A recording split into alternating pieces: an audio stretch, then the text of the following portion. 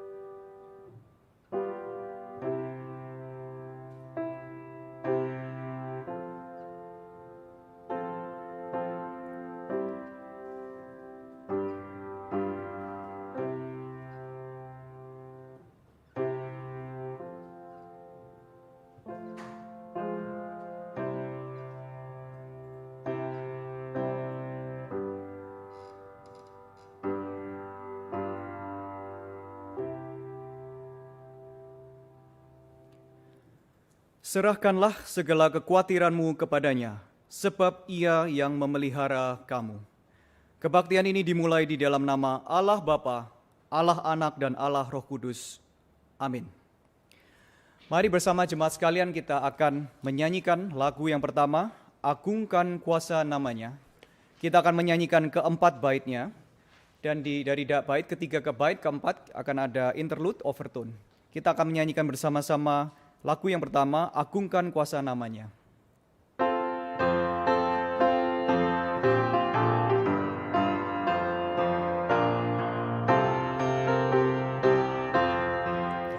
Agungkan kuasa namanya, malaikat bersujud, nobatkan Raja mulia dan puji Tuhanmu, nobatkan Raja mulia dan puji Yesus Tuhanmu. Israel pilihannya, dosamu ditebus. Mesiasmu terimalah dan puji Tuhanmu. Mesiasmu terimalah dan puji Yesus Tuhanmu. Mati karena namanya, hai martir yang kudus, di dalam salib berpegang dan puji Tuhanmu. Di dalam salib berpegang dan puji Yesus Tuhanmu. Overtone interlude satu bar. Hai bangsa-bangsa dunia sekarang bertelut, akui kerajaannya dan puji Tuhanmu. Akui kerajaannya dan puji Yesus Tuhanmu. Mari kita dudukkan kepala kita bersama-sama masuk ke dalam doa. Bapa kami yang bertahta di dalam kerajaan surga, Tuhan, pada saat ini, pagi hari ini kami bersama-sama datang berkumpul di tempat ini Tuhan. Kami berdoa, kami ingin berbakti mempersiapkan hati kami untuk boleh memuji dan memuliakan nama-Mu. Tuhan, di tengah kesesakan yang ada di dunia ini, kami mengucap syukur karena Engkau sendiri yang telah menopang kehidupan kami. Engkau sendiri yang memberikan kami pertolongan, memberikan kami bimbingan. Dan pada hari ini Tuhan, kami ingin untuk masuk ke dalam hari perhentian-Mu, hari kebaktian ini. Dan kami berdoa kiranya darah Kristus sendiri yang boleh memberikan kami tudungan dari segala kesalahan kami Tuhan. Sehingga kami boleh layak datang memanggil nama-Mu, memuliakan nama-Mu. Tuhan, kami mengucap syukur untuk segala sesuatu yang sudah Kau berikan. Dan kami berdoa juga untuk sekolah minggu dan kebaktian-kebaktian lain yang diselenggarakan pada pagi hari ini. Kiranya Tuhan, jemaat-Mu di seluruh dunia boleh tetap mengarahkan hati mereka, pandangan mereka. Dan kami juga Tuhan rindu ketika di dalam kebaktian ini Engkau boleh berbicara kepada diri setiap kami Tuhan melalui pemerintahan firman-Mu. Terima kasih Tuhan, kami berdoa mengalaskan permohonan kami di dalam satu nama, Tuhan kami Yesus Kristus, Putra-Mu yang tunggal. Amin. Silakan duduk jemaat sekalian.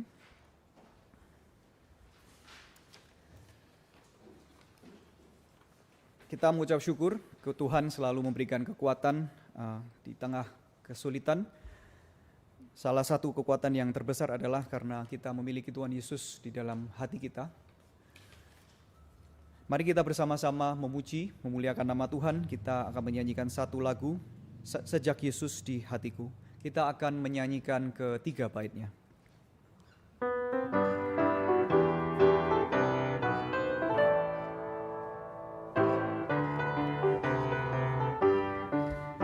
Perubahan ajaib terjadi padaku sejak Yesus di hatiku. Dalam hati ada terang dan harap penuh sejak Yesus di hatiku.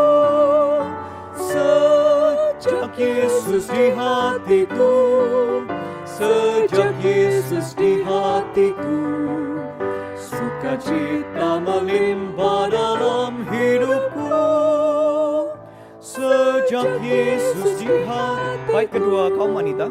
Ku telah tinggalkan jalan dosa yang gelap sejak Yesus di Kaum pria menanggapi. Dosaku hilanglah, darahnya sucikan sejak Yesus di hatiku. Bersama-sama. Sejak Yesus di hatiku. Sejak Yesus di hatiku. Sukacita melimpah dalam hidupku. Sejak Yesus di hatiku. Bait yang ketiga. Sekarang ku dapat harap dan selamat penuh sejak Yesus di hatiku. Tidak bimbang hati pun menjadi teguh sejak Yesus di hatiku. Sejak Yesus di hatiku. Sejak Yesus di hatiku. Sukacita melimpah dalam hidupku. Sejak Yesus di hatiku.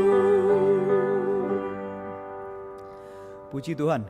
Kita akan bersama-sama membaca satu bagian Alkitab pada pagi hari ini. Kita akan membaca Galatia 5 ayat ke-25 hingga Galatia pasal ke-6 ayat yang ke-10. Galatia pasal 5 ayat ke-25 hingga Galatia 6 pasal yang ke-6 hingga ayat yang ke-10. Kita akan membacanya secara bertanggapan. Saya akan membacakan ayat yang pertama dan setelah itu akan jemaat membacakan untuk menanggapi dengan ayat yang selanjutnya. Galatia 5 ayat 25. Kita akan bersama-sama memulai membaca. Jikalau kita hidup oleh Roh, baiklah hidup kita juga dipimpin oleh Roh. Dan janganlah kita gila hormat, janganlah kita saling menantang dan saling mendengki. Saudara-saudara, kalaupun seorang kedapatan melakukan suatu pelanggaran, maka kamu yang rohani harus memimpin orang itu ke jalan yang benar dalam roh lemah lembut, sambil menjaga dirimu sendiri supaya kamu juga jangan kena pencobaan. Bertolong-tolonganlah menanggung bebanmu, demikianlah kamu memenuhi hukum Kristus.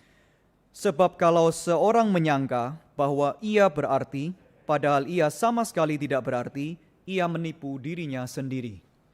Baiklah tiap-tiap orang menguji pekerjaannya sendiri, maka ia boleh bermegah melihat keadaannya sendiri dan bukan melihat keadaan orang lain. Sebab tiap-tiap orang akan memikul tanggungannya sendiri. Dan baiklah dia yang menerima pengajaran dalam firman, membagi segala sesuatu yang ada padanya dengan orang yang memberikan pengajaran itu. Jangan sesat, Allah tidak membiarkan dirinya dipermainkan. Karena apa yang ditabur orang, itu juga yang akan dituainya. Sebab barang siapa menabur dalam dagingnya, ia akan menuai kebinasaan dari dagingnya. Tetapi barang siapa menabur dalam roh, ia akan menuai hidup yang kekal dari roh itu. Janganlah kita jemu-jemu berbuat baik, karena apabila sudah datang waktunya, kita akan menuai jika kita tidak menjadi lemah. Karena itu selama masih ada kesempatan bagi kita, marilah kita berbuat baik kepada semua orang, tetapi terutama kepada kawan-kawan kita seiman. Kita ulang sekali lagi untuk ayat yang terakhir, Galatia 6 ayat yang ke-10, 1, 2, dan 3. Karena itu, selama masih ada kesempatan bagi kita, marilah kita berbuat baik kepada semua orang, tetapi terutama kepada kawan-kawan kita seiman. Puji Tuhan. Kita akan bersama-sama melanjutkan pujian kita dengan menyanyikan lagu Bila Kau Pernah Cinta Yesus. Kita akan menyanyikan lagu ini 2 kali saja.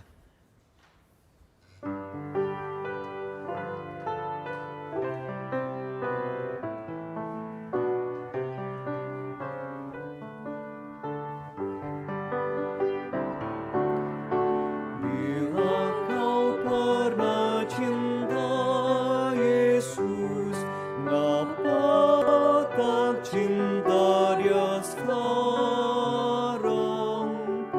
Meski kau telah menjauhkan Dia, kasih-Nya tak berubah. Oh, dengarlah panggilan-Nya, harap kau lekas pulang.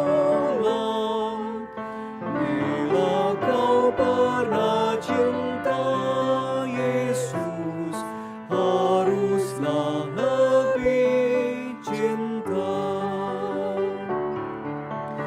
Bila kau pernah cinta Yesus, ngapa tak cinta Dia sekarang?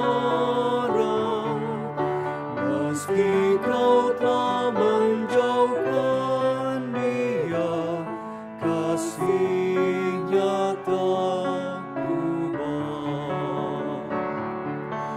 Oh, dengarlah panggilan-Nya, harap kau lekas pulang. Bila kau pernah cinta Yesus, haruslah lebih cinta.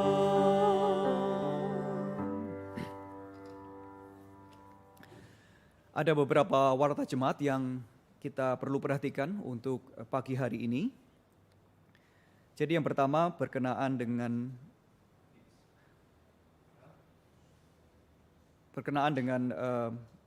pendalaman firman untuk anak-anak yang akan ditayangkan secara online via channel YouTube dan Facebook.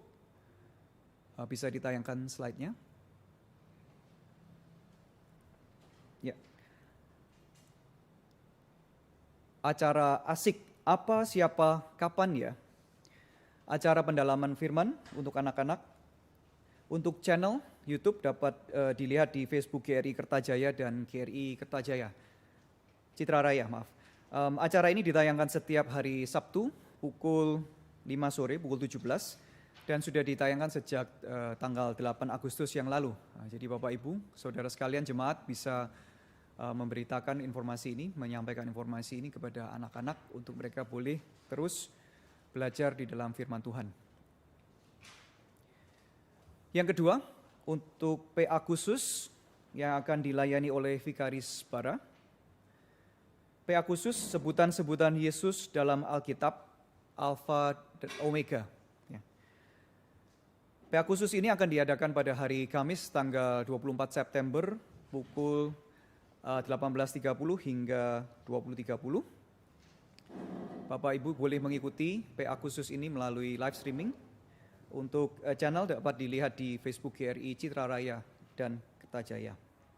Dan yang selanjutnya, Singa dari Yehuda yang akan dilayani oleh Vikaris Imelda Ginting akan dilaksanakan pada hari Jumat tanggal 25 September di pukul yang sama ya, di waktu yang sama, pukul 18.30. Dapat dilihat dua PA khusus ini Bapak Ibu sekalian, untuk bisa Bapak Ibu boleh mengikuti ya melalui siaran online streaming. Yang selanjutnya ada satu informasi yang sangat penting sekali berkaitan dengan Global Convention on Christian Faith and World Evangelization. Acara ini adalah satu acara global yang dipimpin oleh Pendeta Stephen Tong dan para teolog bersama gereja teolog dan pemimpin gereja di seluruh dunia. Jadi ada beberapa nama-nama yang mungkin tidak asing lagi di telinga kita seperti Os Guinness, Richard Pratt, Sinclair Ferguson, D.A. Carson. Mereka ini adalah hamba-hamba Tuhan yang sangat setia. Kita mungkin pernah membaca buku-buku mereka. Dan ini adalah satu kesempatan yang indah sekali kita boleh bersama-sama mendengarkan di dalam Global Convention ini. Adapun acara ini akan dilaksanakan pada tanggal 1 hingga 6 Oktober 2020. Untuk info selanjutnya dapat dilihat di slide ya, dapat diperhatikan di sana. Baik, yang terakhir berkenaan dengan sekolah minggu.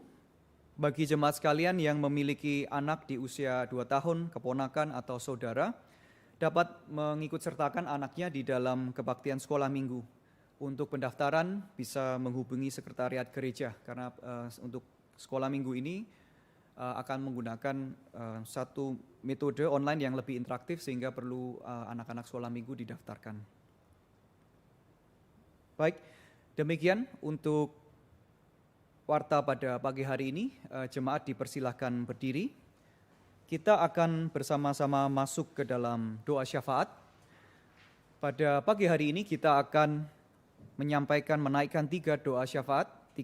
Doa syafaat berkenaan dengan 3 hal. Yang pertama, kita mengucap syukur untuk HUT GRI yang ke-31 yang sudah dilaksanakan. Yang kedua, kita berdoa bersama-sama untuk pekabaran Injil di tengah pandemi. Dan yang ketiga, kita akan berdoa untuk pemerintah dalam mengelola perekonomian di tengah kesulitan ini. Dan kita akan menutup doa syafaat kita dengan doa Bapa kami. Mari kita bersama-sama menenangkan diri kita menundukkan kepala kita mempersiapkan hati kita sebelum kita boleh bersama-sama masuk ke dalam doa.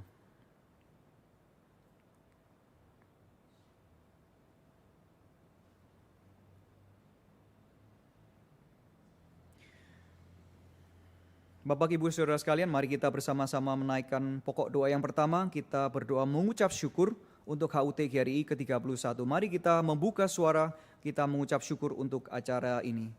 Bapa dalam kerajaan surga, saat ini Tuhan kami sekali lagi datang bersama-sama di tempat ini mengucap syukur untuk pimpinan Tuhan, untuk anugerah Tuhan, untuk pekerjaan yang sudah Tuhan percayakan kepada kami. Kami mengucap syukur di dalam usia yang ke-31 gerakan Gereja Reform Injili ini boleh tetap Tuhan pakai melayani jemaat-Mu di Indonesia maupun di tempat-tempat yang lain. Kami berdoa kiranya Tuhan selalu memberikan kekuatan, memberikan visi, memberikan satu keteguhan untuk boleh hamba-hamba-Mu melayani di dalam Gereja Reform Injil ini Tuhan. Kami berdoa kiranya di dalam kesemuanya ini kami boleh memuliakan nama-Mu, membawa Kristus semakin nyata di dalam dunia ini. Terima kasih Tuhan, di dalam nama Tuhan Yesus Kristus kami berdoa dan mengucap syukur. Yang kedua, mari kita bersama-sama berdoa untuk pekabaran Injil di tengah pandemi. Mari kita angkat suara, kita berdoa bersama-sama. Bapa dalam kerajaan surga, saat ini Tuhan kami juga berdoa untuk pengabaran Injil di tengah pandemi, di tengah kesulitan yang ada, yang melanda di segala tempat, di segala pelosok di dunia ini Tuhan. Kami berdoa kiranya di dalam situasi yang seperti ini Tuhan memberikan kami hikmat, Tuhan memberikan kami pimpinan sehingga di dalam kesensitifan kami boleh membagikan berita Injil kepada orang-orang yang mengalami kesulitan Tuhan, karena di saat ini kami percaya bahwa pertanyaan-pertanyaan tentang hidup ini menjadi suatu pertanyaan yang sangat penting, arti hidup, tujuan hidup, dan kami berdoa kiranya Allah sendiri, Allah Roh Kudus yang memimpin kami di dalam pengabaran Injil, boleh Tuhan untuk selalu memberikan berita ini kepada orang-orang yang membutuhkan. Terima kasih Tuhan, kami serahkan pengabaran Injil ke dalam tangan-Mu, kiranya mandat yang Kau percayakan pada kami ini boleh kami kerjakan dengan setia Tuhan. Dalam nama Yesus kami berdoa dan mengucap syukur. Yang ketiga, kita akan bersama-sama berdoa untuk pemerintah dalam mengelola perekonomian di tengah pandemi. Mari kita angkat suara kita berdoa bersama-sama. Bapa dalam kerajaan surga, saat ini Tuhan kami juga berdoa meminta dengan belas kasihan-Mu kiranya Engkau memberikan hikmat dan takut akan Tuhan kepada pemerintah negara Indonesia. Kami berdoa juga untuk anak-anak Tuhan yang ada di dalam pemerintahan. Kiranya Tuhan boleh memakai mereka, Tuhan memberikan mereka pengertian, memberikan mereka satu sensitivitas untuk mengerti, memimpin negara ini, mengatur sehingga perekonomian, kehidupan, kesehatan, dan keselamatan dari bangsa ini boleh diperbaiki. Tuhan kami berdoa kiranya dalam kesemuanya itu Tuhan boleh berbelas kasihan dan memakai setiap mereka malam ini Tuhan. Terima kasih Tuhan, kami serahkan untuk doa ini untuk bangsa kami ke dalam tangan-Mu. Kiranya Allah boleh beranugerah. Di dalam Yesus Kristus kami berdoa dan mengucap syukur. Mari jemaat sekalian kita bersama-sama menutup doa syafaat ini dengan menaikkan doa Bapa kami. Bapa kami yang ada di surga, dikuduskanlah nama-Mu, datanglah kerajaan-Mu, jadilah kehendak-Mu di bumi seperti di surga. Berikanlah kami pada hari ini makanan kami yang secukupnya, dan ampunilah kami akan kesalahan kami, seperti kami juga mengampuni orang yang bersalah kepada kami. Dan janganlah membawa kami ke dalam pencobaan, tetapi lepaskanlah kami daripada yang jahat. Karena Engkaulah yang empunya kerajaan dan kuasa dan kemuliaan sampai selama-lamanya. Amin. Jemaat dipersilakan duduk.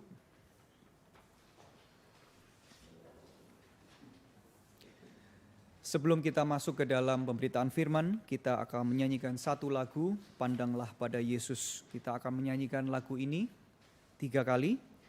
Setelah itu saya persilakan kepada Vikaris Bara untuk boleh naik ke atas mimbar dan memberitakan Injil. Pandanglah pada Yesus.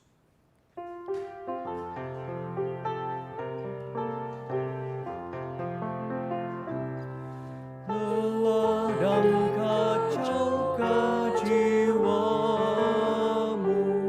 semua gelap kulitakan. Bahagia dan bebas bagimu, terang Allahmu pandanglah. Bersama-sama kita nyanyikan refrennya. Pandanglah pada Yesus, oh pandang wajahnya mulia. Isi dunia menjadi suram oleh sinar kemuliaannya. Kaum pria memulai bait yang kedua.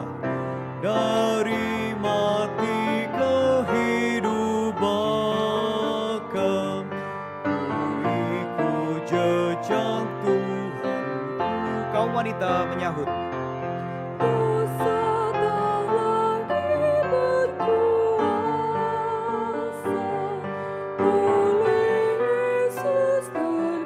Bersama-sama kita nyanyikan refrennya. Pandanglah pada Yesus, oh pandang wajahnya mulia. Isi dunia menjadi suram oleh sinar kemuliaannya. Bait yang ketiga kita nyanyikan bersama. Janjinya pasti terlaksana, percayalah segenap jiwa. Segera kabarkan ke dunia keselamatan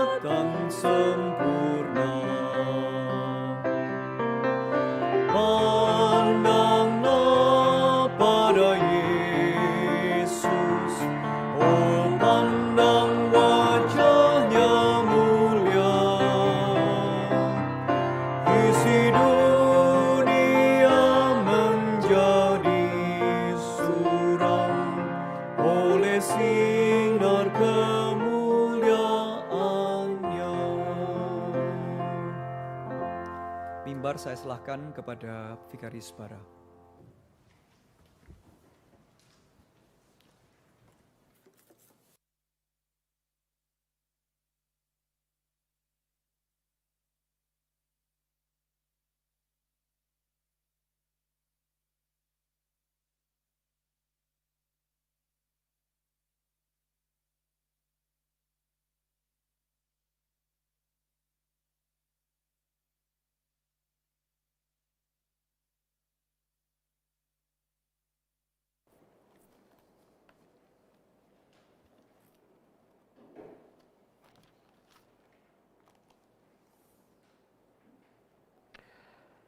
Selamat pagi Bapak Ibu Saudara sekalian. Kita masuk ke dalam ibadah pada hari ini yang kita mempersiapkan diri untuk mendengar firman Tuhan. Saya mengajak kita untuk berdoa terlebih dahulu. Mari kita berdoa.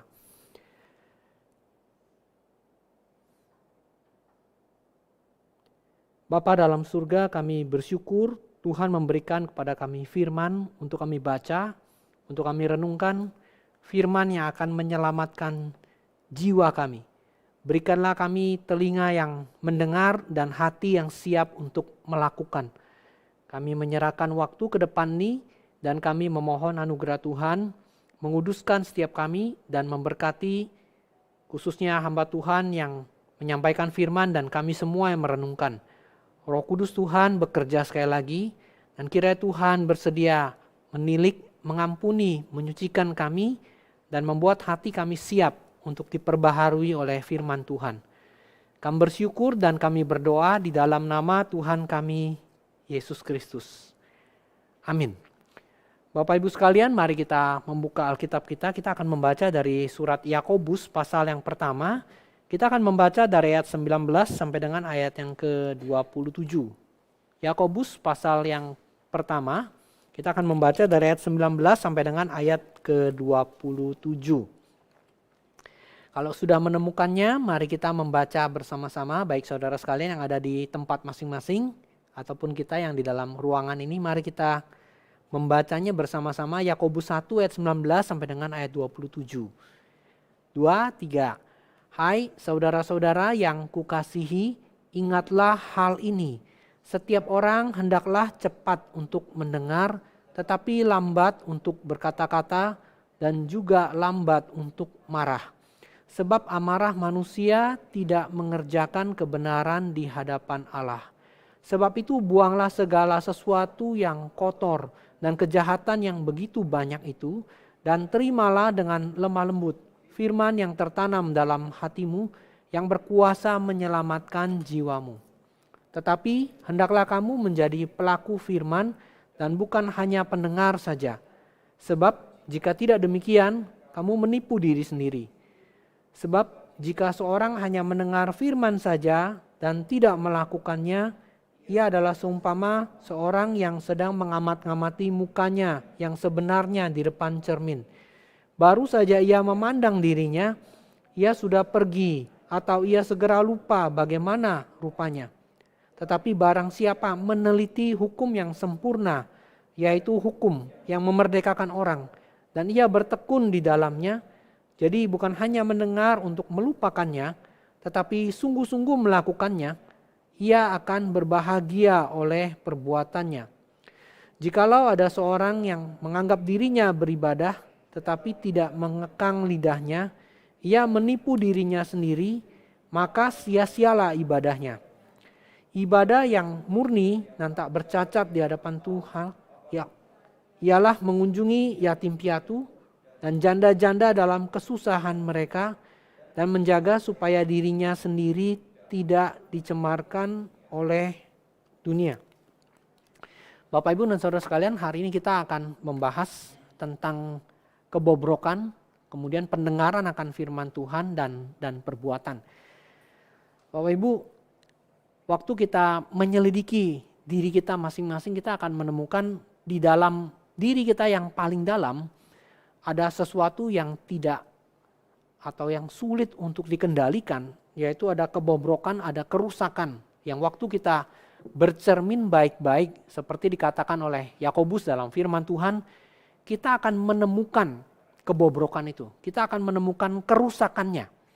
Dan bagian ini waktu kita baca mulai dari ayat pertama, Yakobus langsung menuntut pendengarnya yang dia katakan saudara-saudara yang kukasihi, dikatakan agar mereka cepat mendengar, lambat berkata-kata, kemudian lambat untuk marah. Jadi ada beberapa hal, kecepatan mendengar, kemudian perkataan yang lambat, dan kemudian lambat untuk marah. Nanti akan berhubungan juga dengan kemurnian dan ibadah yang sejati. Jadi ada kecepatan mendengar, lambat untuk berkata-kata, kemudian lambat untuk marah, kemurnian dan ibadah yang sejati. Nah Bapak Ibu, dimulai dari bagian yang pertama, bukan Rasul, dia adalah saudara dari Tuhan kita Yesus Kristus, bukan Rasul Yakobus. Yakobus menuliskan tentang belajar untuk menahan amarah. Dan kalau kita membaca bagian ini, lambat untuk marah, kelihatannya ada hubungan dengan bagian sebelumnya, yaitu waktu Rasul Yakobus berbicara tentang pengujian dan pencobaan. Nah sekali lagi, kitab Yakobus itu ditulis kepada orang-orang Kristen, mereka yang waktu itu sedang berada di dalam masa-masa penjajahan Romawi. Jadi tentu di dalam keadaan kesulitan yang sangat besar, jadi mereka tidak semudah kita sekarang dalam beribadah. Tetapi justru dalam orang-orang yang sulit untuk beribadah itu justru justru Yakobus, saudara Tuhan kita Yesus Kristus, soko guru gereja ini, dia mengatakan agar mereka lambat untuk marah. Roh yang mudah marah untuk terpancing melakukan hal-hal yang jahat karena mereka sedang menderita. Jadi karena mereka sedang menderita, bisa saja terpancing untuk melakukan kejahatan. Orang bisa membenarkan diri untuk melakukan kejahatan dan marah waktu mereka menderita. Ya. Ada seorang perampok yang masuk ke rumah seorang hamba Tuhan. Hamba Tuhannya terbangun tengah malam, lalu lihat ada orang tiba-tiba datang ke tempat dia. Dan hamba Tuhan ini tanya dengan baik-baik, ada apa? Kemudian si perampok ini ngomong, gak usah banyak bicara, gak usah ini, saya tidak akan menyakiti kamu. Saya ini lagi susah, tidak punya uang, istri saya butuh makan, anak saya sakit, dan seterusnya. Jadi Bapak Ibu, dari kalimat si perampok ini muncul suatu semacam kayak prinsip kalau seseorang itu menderita, dia melakukan kejahatan, melakukan kemarahan adalah satu hal yang wajar dan yang harus bisa kamu maklumi. Apalagi ada semacam ajaran agama yang mengatakan untuk mengikhlaskan kejahatan. Nah itu susah kan. Kalau kamu diperlakukan jahat ya terima saja, ikhlas saja. Itu maklumi saja. Bapak Ibu dan saudara sekalian, Rasul Yakobus mengatakan kepada orang-orang Kristen yang sedang menderita di dalam pembuangan, bukan dalam pembuangan, dalam penjajahan Romawi pada waktu itu, mereka untuk belajar menerima anugerah Tuhan dan menerima firman, kemudian menguasai dirinya untuk lambat berkata-kata, cepat mendengar dan lambat untuk marah. Nah, perkataan Rasul Yakobus yang berbicara tentang kebobrokan manusia ini bisa merujuk pada bagian yang sebelumnya, yaitu kewajiban seseorang untuk mendengar firman Tuhan. Kalau Yakobus sebelumnya telah mengatakan, berbahagialah apabila kamu jatuh atau menjumpai berbagai pencobaan. Karena pencobaan kepada imanmu itu menghasilkan ketekunan, dan biarkan ketekunan itu memperoleh buah yang matang sehingga kamu menjadi sempurna dan tidak kekurangan apapun.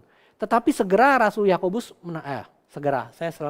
Yakobus segera menambahkan untuk mereka yang menerima firman itu, kalau mereka kekurangan hikmat, minta kepada Tuhan. Kenapa mereka minta kepada Tuhan? Karena bisa saja orang yang sedang menderita waktu itu tidak mudah untuk menganggap penderitaan itu sebagai suatu kebahagiaan. Dan kebalikannya lah di sini, mereka bisa saja waktu mereka menerima penderitaan, mereka menjadi marah. Mereka menjadi tidak bisa menerima. Dan bisa jadi di dalam bagian berikutnya, mereka mengatakan bahwa pencobaan ini datang dari Allah. Mereka bisa mengatakan hal itu. Mereka bisa mengatakan itu datang dari Tuhan. Lalu Yakobus mengatakan jangan sesat karena Allah tidak dapat dicobai dan tidak mencobai yang lain. Karena itu setiap orang dicobai oleh keinginannya sendiri. Nah, kita sudah bahas dalam bagian ini dalam minggu yang lalu. Jadi Yakobus mengatakan bisa saja waktu orang menderita, waktu orang dicobai, dia menjadi marah dan dia tidak bisa menerima hal itu. Maka cepatlah untuk mendengar firman Tuhan. Jadi dalam bagian ini, mendengarkan firman Tuhan dengan baik-baik, khususnya dalam kaitan dengan penderitaan. Waktu kamu sedang menderita, jangan terpancing dengan pemikiran jahatmu untuk berpikir dengan cara yang begitu keji bahwa Tuhan yang membuat kamu menderita. Jadi jangan kamu marah dan tergesa-gesa mengatakan Tuhanlah yang membuat atau yang Tuhanlah yang mencobai. Tapi bersiaplah untuk menerima firman Tuhan dengan cepat. Jadi sebelum bereaksi dengan cepat, sebelum sumbu pendek itu kemudian kena bom dan meledak, cepat-cepat dengarkan firman Tuhan dan terimalah baik-baik bahwa ini adalah perkataan dari firman Tuhan dan kamu jangan buru-buru marah. Apalagi sampai dengan kejahatanmu mengatakan kalimat-kalimat yang keji kepada Tuhan, menuduh Tuhan dengan hal yang sangat keji. Nah, Bapak Ibu dan Saudara sekalian, sekali lagi di dalam penderitaan orang bisa melupakan Tuhan atau bahkan tidak percaya kepada Tuhan kemudian menyerang dia. Menyerang dengan kalimat yang sangat jahat ya, perkataan. Pencobaan datang dari Tuhan. Dia menyebabkan itu. Saya benci kepada dia. Nah, ada orang yang kemudian sampai kehilangan iman seperti itu. Ya. Bapak Ibu dan Saudara sekalian, ada rekan pelayanan dari Billy Graham yang konon kalau saya tidak salah ingat Charles Templeton, dia pernah ikut pelayanan tim KKR Billy Graham, bahkan dia berkhotbah memenangkan begitu banyak orang khotbah. Dan kalau saya tidak salah ingat Billy Graham bahkan mempersiapkan Charles Templeton ini seperti pengganti dia setelah Billy Graham. Dia berkhotbah banyak sekali. Tetapi kemudian waktu dia melihat penderitaan yang begitu banyak dalam dunia ya. Dia pernah melihat ketidakadilan, penderitaan, kesulitan, dan bahkan ada satu majalah Times yang zaman dulu ada seorang ibu yang kurus sekali di foto di cover depan pegang satu bayi yang sudah meninggal kemudian melihat ke atas. Ya. Maka orang-orang yang melihat penderitaan yang ada dalam dunia itu dia merasa kalau ada Tuhan kenapa ada penderitaan? Kalau ada Tuhan kenapa ada kejahatan? Kenapa ada hal-hal yang menyakitkan? Maka dia merasa kalau begitu Tuhan tidak ada. Farewell to God. Charles Templeton kemudian betul-betul meninggalkan iman Kristen. Padahal dia seorang pengkhotbah. Nah, Bapak Ibu mungkin juga bisa berpikir, saya juga bisa seperti itu ya. Kita semua rentan terhadap hal ini. Orang yang mendengarkan firman Tuhan, yang membaca, yang bahkan menyampaikan firman Tuhan, yang memberitakan firman Tuhan itu bisa menuduh Tuhan. Dan kemudian di dalam hati mereka yang sudah tidak tahan, mereka marah kepada Tuhan, itu bisa meninggalkan Tuhan, menjadi seorang yang tidak mau lagi percaya. Menjadi ateis. Ya, menjadi ateis, betul-betul. Saya tidak tahu kalau Bapak Ibu search apakah dia masih hidup apa tidak sampai sekarang. Tapi Lee Strobel itu pernah mengunjungi Charles Templeton dan mewawancarai dia. Dan dia mengatakan alasan kenapa dia meninggalkan Tuhan. Ini orang yang ramah, orang yang baik. Tetapi waktu dia melihat ada begitu banyak kejahatan dan penderitaan, dia nggak bisa terima. Dia nggak bisa terima dan dia menyalahkan Tuhan. Jadi bagian pertama ini, hendaklah kamu jangan cepat untuk marah, lambat untuk marah. Kelihatannya berhubungan dengan bagian sebelumnya, yaitu penderitaan yang dialami seseorang. Rasul Yakobus mengingatkan, terimalah itu sebagai suatu yang membawa kamu kepada kebahagiaan. Karena waktu kamu pegang itu baik-baik, itu akan menghasilkan ketekunan yang membuat buah yang sempurna. Tetapi ada orang yang tidak sampai pada pemikiran itu. Lalu kemudian mereka marah dan marah kepada Tuhan. Jadi kelihatannya kalau yang pengertian pertama ini adalah karena mereka marah kepada Tuhan. Maka Yakobus mengingatkan, hati-hati waktu kamu menderita, waktu Bapak Ibu dan saya menderita, hati-hati. Kita bisa dengan keji menyalahkan Tuhan dan kemudian tidak mau percaya kepada Dia. Jadi itu perkataan itu ya, perkataan mendengarkan firman Tuhan, Allah lah yang menyebabkan dosa, kita mengatakan, dan penderitaan dan cobaan. Kita tidak lagi bisa melihat Tuhan tuh memelihara dengan melalui pencobaan. Sulit sekali. Kita berpikir yang namanya providensia atau pemeliharaan Tuhan adalah kalau saya mau tabrakan, berteriak kepada nama Yesus kemudian gak jadi tabrakan. Bagi kita itu providensia. Kalau kita dililit hutang banyak, kemudian waktu kita berdoa, entah bagaimana caranya Tuhan lepaskan kita dari hutang, itu namanya providensia. Kalau kita kena sakit keras yang terminal, yang mematikan, diagnosa dokter itu mengatakan umur kita gak panjang. Lalu kita berdoa dan kita meminta kepada Tuhan, Tuhan selamatkan kita. Kita bilang itu providensia, itu anugerah, itu pemeliharaan Tuhan. Tapi bagaimana kalau tidak? Bukannya hutang terbayar, bangkrut. Sakit keras bukannya sembuh tapi meninggal. Ya, kalau kita berdoa waktu mau mengalami kecelakaan, bukannya selamat malah terjadi kecelakaan dan kehilangan anggota tubuh. Misalnya bagaimana? Bapak Ibu dan Saudara sekalian, Yakobus tadi sudah mengingatkan di bagian awal, yang Yakobus mengingatkan bahwa anggaplah sebagai suatu kebahagiaan apabila kamu menerima berbagai pencobaan. Sudah kita bahas pada waktu itu. Karena itu akan menghasilkan ketekunan, matang, sempurna, sehingga kamu gak kekurangan suatu apapun. Jadi itu adalah sesuatu yang wajib, yang harus diterima. Kalau Tuhan berikan. Ya, kita bukan cari penyakit, bukan cari-cari penyakit, tidak. Tetapi ada bagian pemeliharaan Tuhan itu berhubungan dengan penderitaan. Kalau kita tidak mau bertumbuh di dalam kerohanian kita akan selalu berpikir yang namanya pemeliharaan Tuhan selalu yang baik. Bukan hal yang jahat, itu namanya pemeliharaan Tuhan. Tidak, pemeliharaan Tuhan itu berkaitan juga dengan hal-hal yang tidak kita inginkan. Hal-hal yang paling menakutkan, hal-hal yang paling menyakitkan itu bagian dari pemeliharaan Tuhan. Pemeliharaan Tuhan, providensia Tuhan atau penyediaan Tuhan itu berkaitan dengan matinya 10 anak Ayub, hilangnya harta benda dia dan kenanya dia sakit penyakit dari kepala sampai kaki. Providensia pemeliharaan Tuhan itu berkaitan dengan Rasul Paulus dilempar batu, kapal karam, bahkan diberi duri dalam daging, minta sampai 3 kali supaya Tuhan lepaskan dan Tuhan tidak lepaskan dia sama sekali. Itu providensia Tuhan. Providensia pemeliharaan Tuhan itu berkaitan dengan Tuhan Yesus waktu dia berdoa di Taman Getsemani, waktu dia meminta kepada Tuhan, kalau boleh cawan ini lalu daripadaku, sampai 3 kali dia minta. Itu baru providensia Tuhan dan Allah tidak mengabulkannya sama sekali. Itu providensia Tuhan. Kalau kita baca di Injil Lukas di bagian terakhir, Tuhan Yesus waktu menderita itu dia berdoa, begitu ketakutan. Malaikat datang menghibur. Dan kalau kita baca setelah dihibur, dia bukannya terhibur, makin bersungguh-sungguh berdoa, peluhnya menjadi seperti darah menetes. Jadi itu providensia Tuhan juga, setelah berdoa bukannya lega, makin berat. Itu providensia Tuhan. Maka ini adalah bagian yang sangat sulit. Yakobus katakan, hati-hati ya kalian yang sedang menderita. Kalian yang ada di dalam masa penjajahan Romawi pada waktu itu, siap-siap.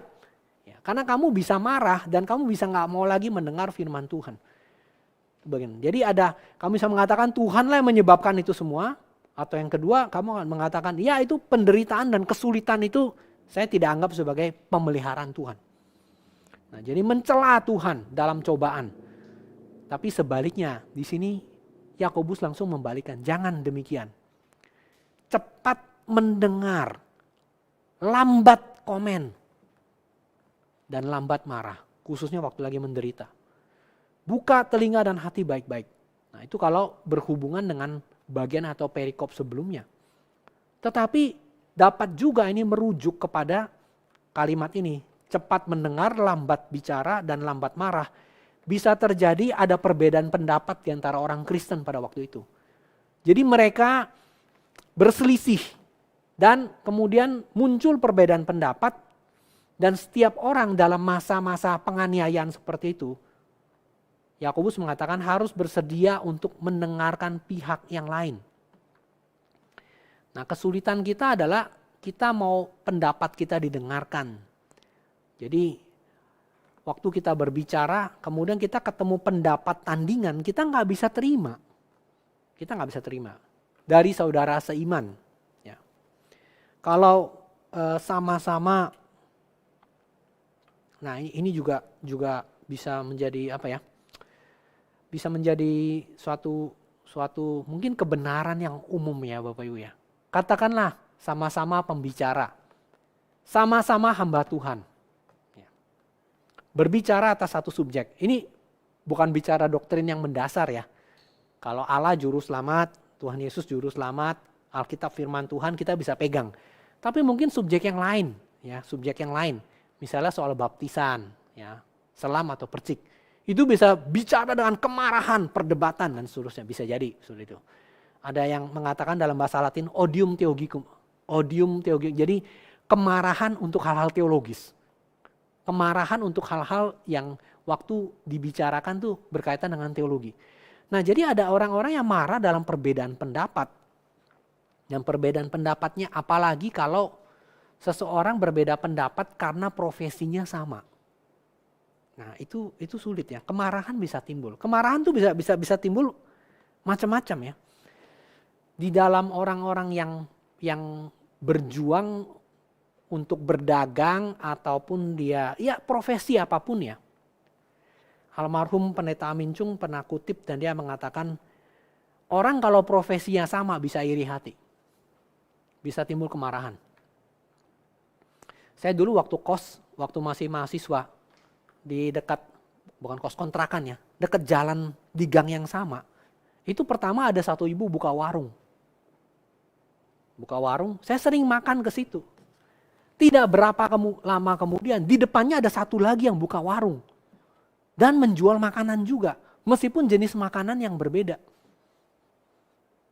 Saya lupa, tapi ada satu masa warung yang kedua ini lebih laku daripada warung yang pertama. Lalu saya waktu itu kayak sempat iseng ya, namanya mahasiswa nanya gitu. Kelihatannya nanya sama warung pertama sih. Apa sama warung yang kedua malah ya. Dua-duanya kayak saya pernah tanya. Yang pertama saya tanya, gimana Bu? Ini depannya ada saingan buka gitu. Jawabannya rohani loh. Saya waktu itu kelihatannya dia bukan orang percaya, tapi dia bilang, ya Tuhan udah kasih orang rezekinya masing-masing. Kalau laku ya dari Tuhan, kalau enggak ya bukan dari Tuhan. Gitu aja. Wih, ini bukan orang percaya. Dan dia bisa mengatakan kalimat itu. Yang sebelahnya juga mirip jawabannya waktu ditanyain. Saya juga iseng tanya, ini sorry loh kalian buka, apa enggak menjadi saingan buat yang depannya? Dia bilang, ya kita kan namanya juga berusaha ya. Setiap orang kan ada rezekinya masing-masing. Kalimat-kalimat gitu rohani loh. Saya lagi bayangkan kalau yang buka warung sama-sama orang Kristen kalimatnya kayak gitu enggak? Mungkin kemarahan yang timbul. Enak aja gue baru buka, lu buka lagi. Ya Bu ya. Ada satu orang hamba Tuhan ya. Waktu dia melayani di dua gereja yang besar. Satu punya Charles Spurgeon, satu punya siapa? R.A. Torrey kalau saya tidak salah ingat. Dia di tengah-tengah, nggak berapa jauh dari dia gereja Charles Spurgeon, satu lagi gereja satu hamba Tuhan juga yang besar. Dan waktu dua gereja itu ada, jemaat dia yang di tengah-tengah ini berkurang. Pindah ke kiri, pindah ke kanan. Dan satu doa yang agung dari si hamba Tuhan ini, dia berkata, Tuhan buatlah gereja Spurgeon jadi besar. Pimpinlah dia supaya bisa jadi besar. Buatlah gereja ini, biarlah pekerjaan Tuhan diluaskan seluas-luasnya. Bapak Ibu, kadang-kadang kemarahan kita itu timbul ya, karena iri hati. Profesi yang sama. Jadi muncul. Ya. Yakobus waktu mengatakan ini memang dia konteksnya kelihatannya perbedaan pendapat ya. Saya tadi menghubungkannya dengan orang punya pendapat yang berbeda dengan profesi yang sama. Nah itu bisa dalam soal dagang, soal pelayanan, soal apapun. Waktu dia muncul saingan, nah muncullah ya. Apapun yang kita usahakan di dalam dunia itu selalu ada kopinya Bapak Ibu. Selalu ada kopinya.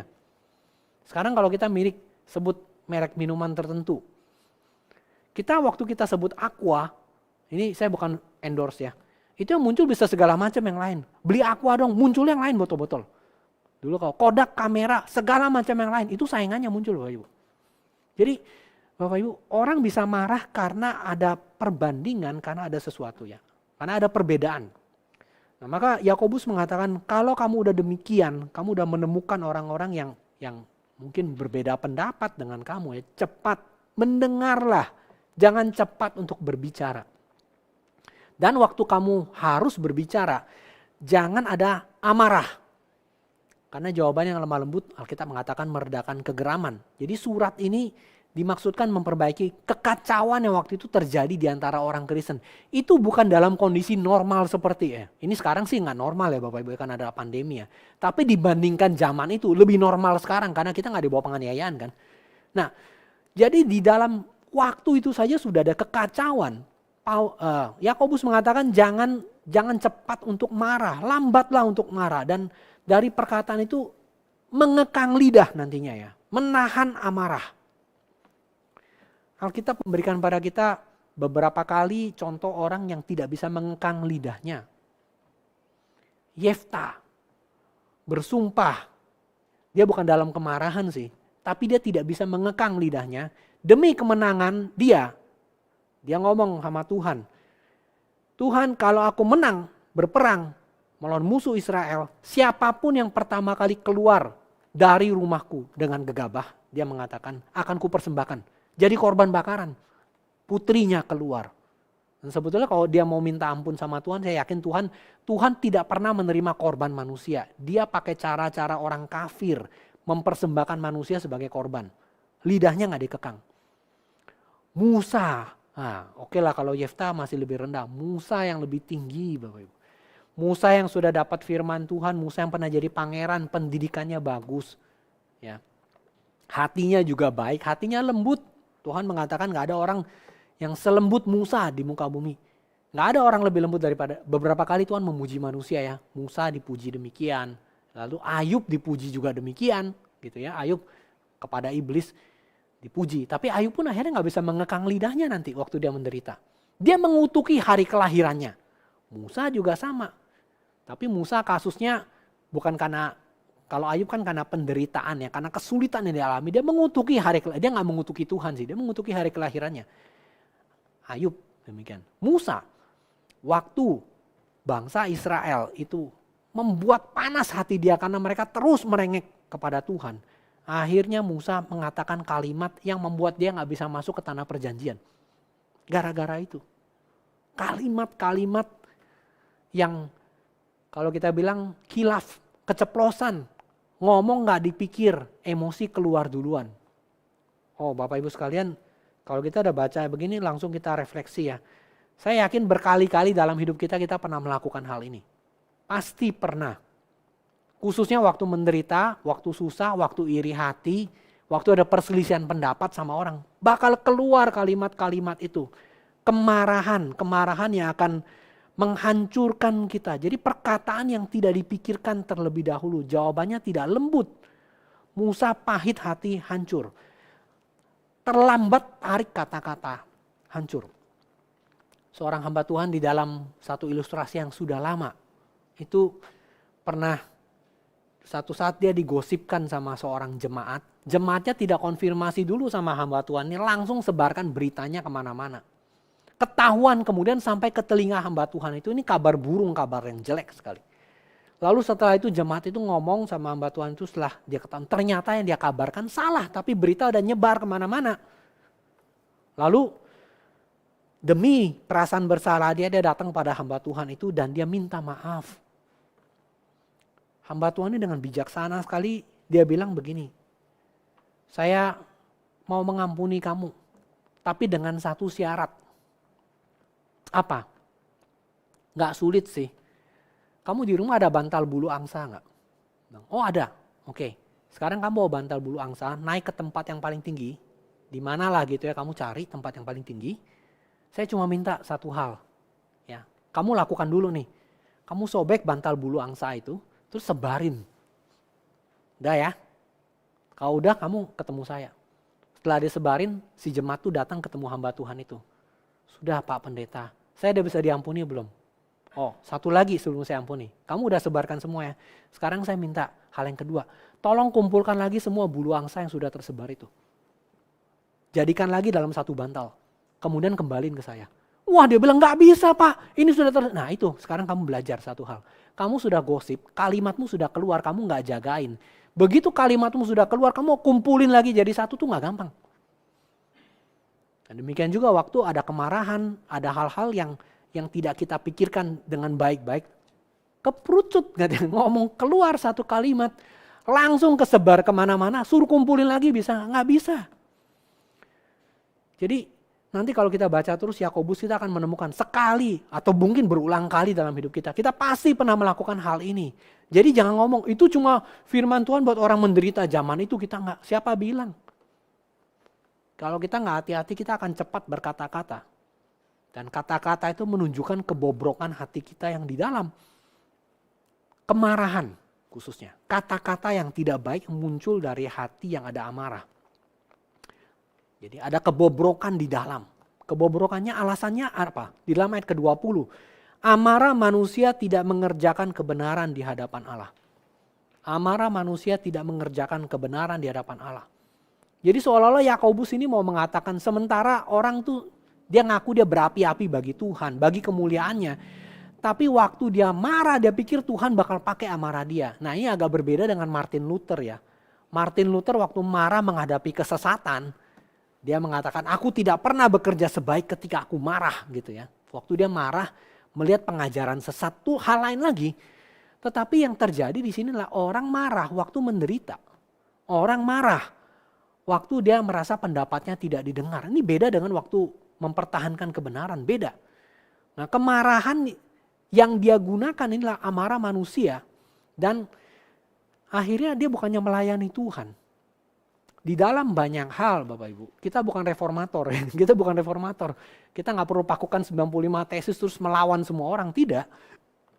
Dalam banyak hal, pekerjaan Tuhan itu lebih terlayani oleh kelembutan daripada kegeraman. Dan Salomo sudah mengatakan orang yang berhikmat itu perkataannya kalau disampaikan tenang-tenang lebih didengar daripada teriakan orang yang berkuasa di antara orang bodoh.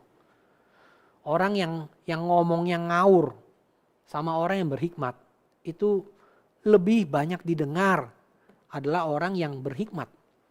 Nah Bapak Ibu, pernah ada satu kejadian Bapak Gereja Agustinus.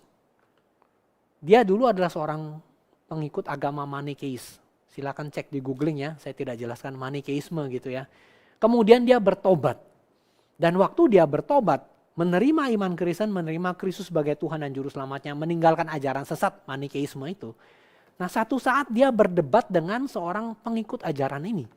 Dan dengan tidak sabar, dengan ribut, orang itu berteriak-teriak si Manikeis ini. Dengar aku, dengar aku.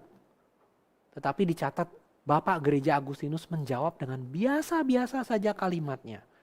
Dia mengatakan begitu.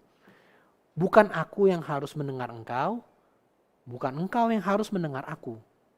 Tapi mari kita berdua mendengarkan Rasul Yakobus. Yakobus dia sebut sebagai Rasul. Jadi jangan, saya gak perlu dengerin kamu gak perlu dengerin saya. Kita dengerin Yakobus saja. Dengan tenang dia mengatakan. Jadi surat ini. Maka hal yang terburuk kalau misalnya satu saat kita harus berdebat ya ke dalam perdebatan agama ya. Kadang orang Kristen begitu kan. Ketemu teman yang belum percaya Tuhan kita pengen bawa. Tapi caranya bagaimana? Saya mesti menang debat lawan dia. Kok nggak menang, marah. Nah itu hal yang paling buruk di dalam perdebatan agama. Walaupun alasannya demi keadilan, demi kebenaran, saya harus menang. Nggak boleh biarkan kita kalah. Tapi dia marah. Dan waktu itu dia sedang menyerang. Kita tidak sedang memajukan pekerjaan Tuhan dengan cara seperti itu. Maka ada sifat-sifat bobrok kita yang akhirnya menghalangi pekerjaan Tuhan. Ini menakutkan. Waktu kita melayani Tuhan yang kita pikir Tuhan berkenan. Tanpa sadar kita membawa sifat campuran di dalam diri kita sambil kita naik, kita melayani Tuhan. Apakah itu bisa diterima? Waduh. Kalau Tuhan bisa terima dan Tuhan bisa pakai ya. Itu betul-betul dia murah hatinya luar biasa loh. Bukan karena kita baik, karena dia baik. Makanya 21 kemudian Yakobus mengatakan, sekarang kebobrokannya dia bilang, segala sesuatu yang kotor, kejahatan yang banyak itu buang. Buang, ada kata buang ya. Dan terimalah dengan lembut firman yang tertanam dalam. Jadi ada yang dibuang, ada yang diterima. Kita sudah membahas ini dalam minggu yang lalu. Piper pernah mengatakan ada yang ada yang dimasukkan, ada yang dibuang. Berkaitan dengan masalah pencobaan. Ada yang dimasukkan, ada yang dibuang. Jadi ada yang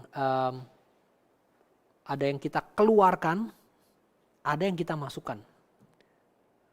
Piper mengatakan itu dalam kaitan dengan orang yang fitnessnya.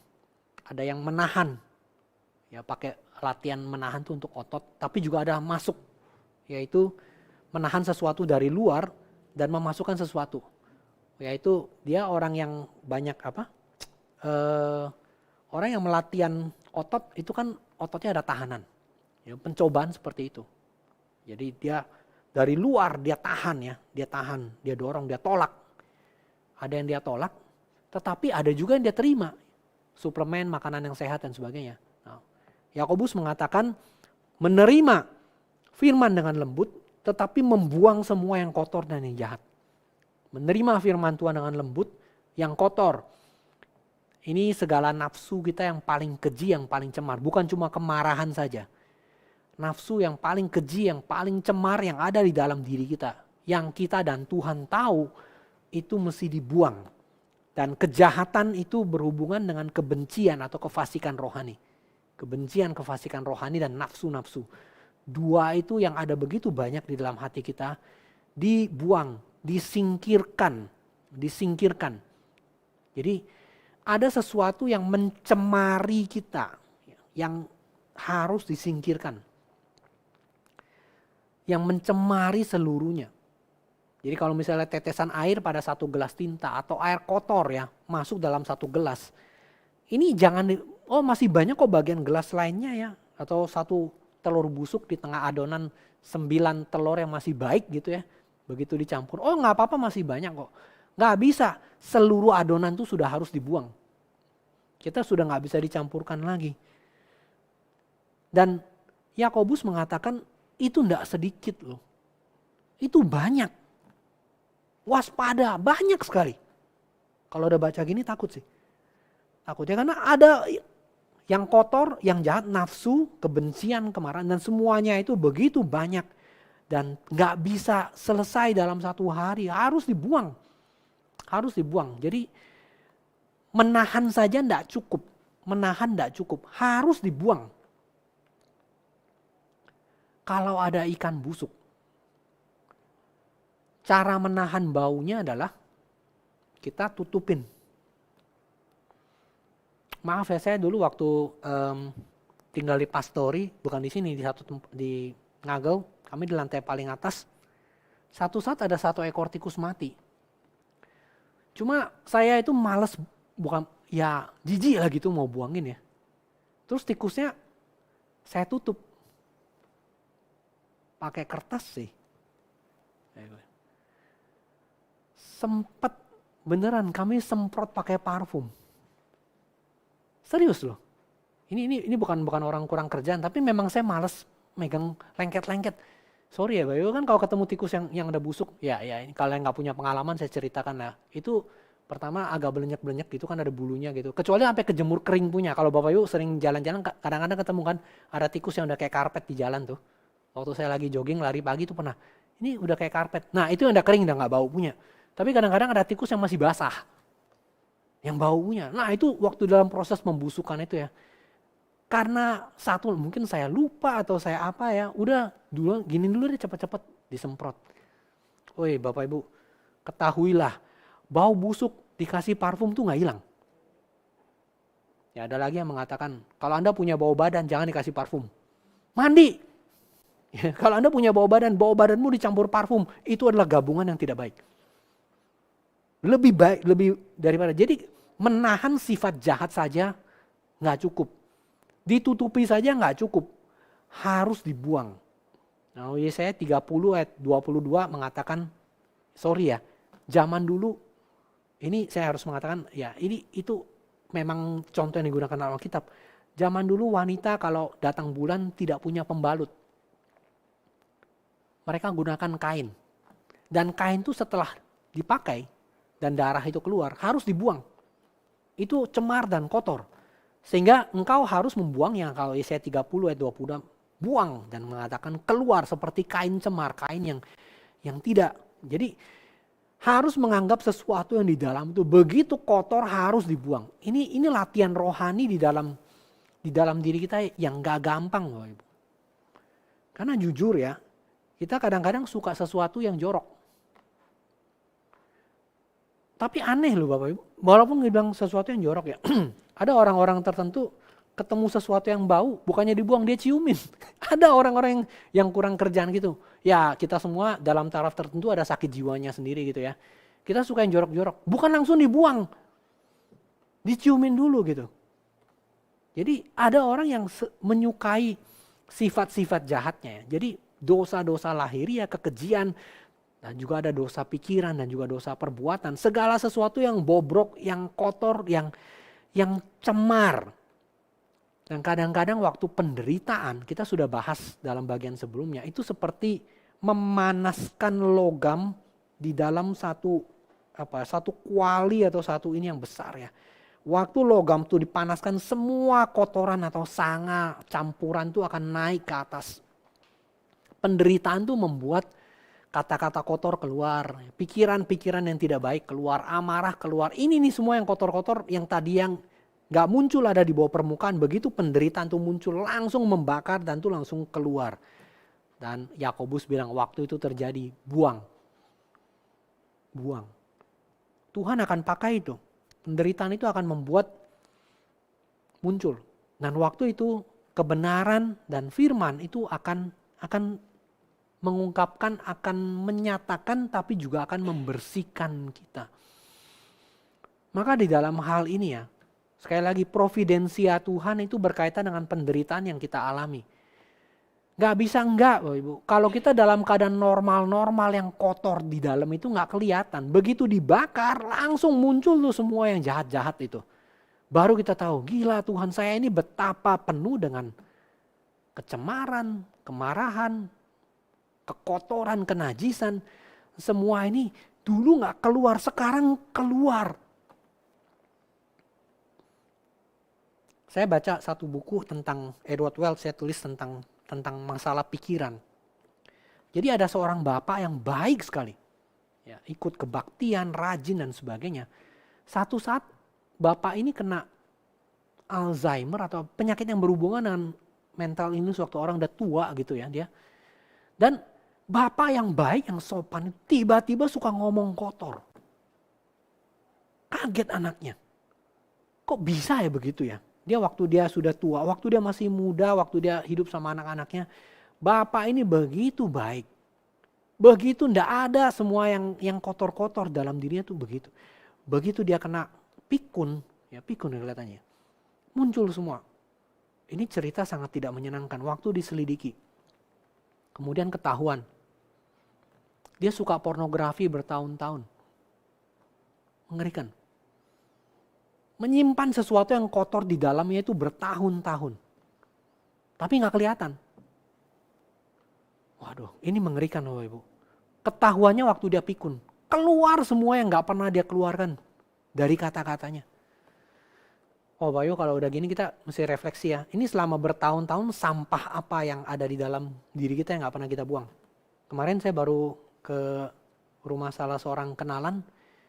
Dia punya laptop itu dari 2012, sekarang 2020. 8 tahun gak pernah di-defrag, gak pernah dibersihin, gak pernah dis-clean up.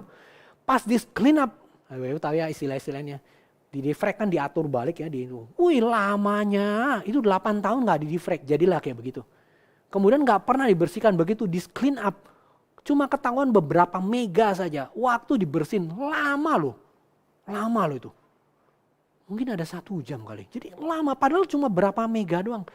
Itu kalau kita ada sesuatu yang kotor yang kita ada dalam diri kita. Kita nggak buang ya. Bertahun-tahun itu seperti tikus busuk itu. Nggak bisa ditutupi, dia nggak pernah buang. Kemarahan, kepahitan, semua hal yang kotor-kotor itu mengerikan. Maka Yakobus mengatakan, persiapkan diri untuk dengar firman. Setelah kamu buang, itu gak cukup. Jadi pertama jangan ditahan, harus dibuang. Tapi kedua setelah dibuang, kosong itu satu hal. Apa yang baru yang mesti diisi ke dalam itu hal yang lain lagi. Tuhan Yesus mengatakan kalau setan, ya roh jahat, melihat rumah satu orang itu sudah tersapu bersih dan rapi, dia masuk bawa 7 setan lain yang lebih jahat. Keadaan orang itu lebih parah daripada semula. Kita bisa menyelesaikan masalah dosa dengan cara dibuang. Oke ya. Ya pertama jangan ditahan, kedua dibuang. Tapi setelah dibuang gak ada sesuatu yang baru masuk. Itu mengerikan. Itu mengerikan. Rumah setelah tersapu bersih tapi gak ada tuannya. Wah, gelandangan yang lain datang, dia bikin kotor. Lebih parah daripada sebelumnya.